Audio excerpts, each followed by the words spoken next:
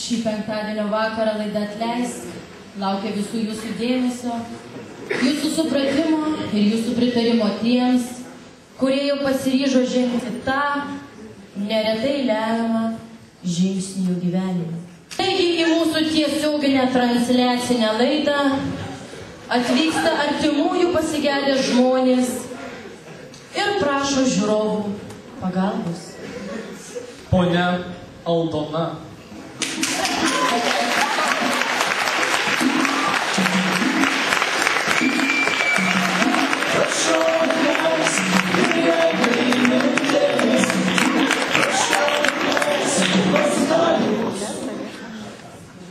Labas vakaras, ponia Aldona.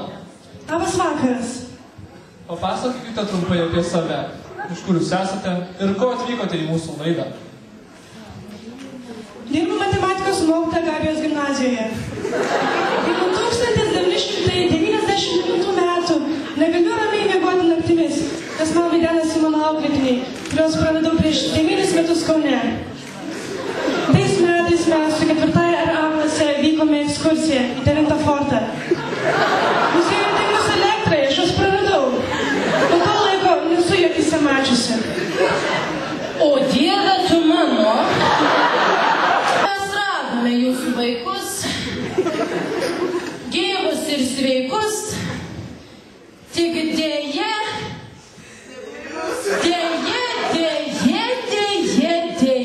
ir dar kartelį dėje, ne 9 forte. Todėl būkime tokie malonūs ir pažvelkime į mūsų žydrąjį ekraną.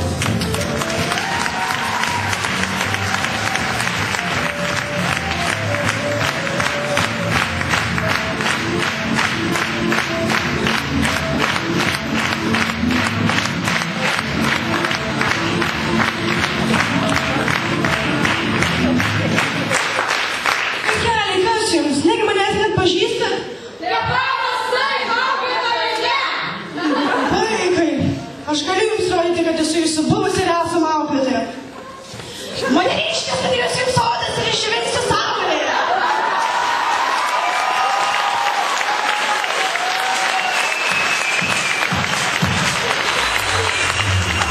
12 minučių.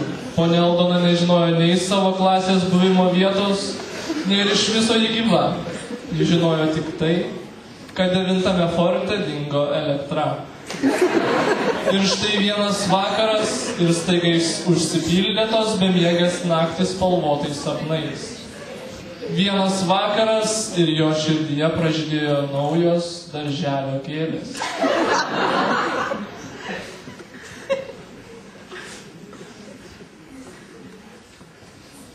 Žodžiu galvos nepramuši, o sužeisti gali.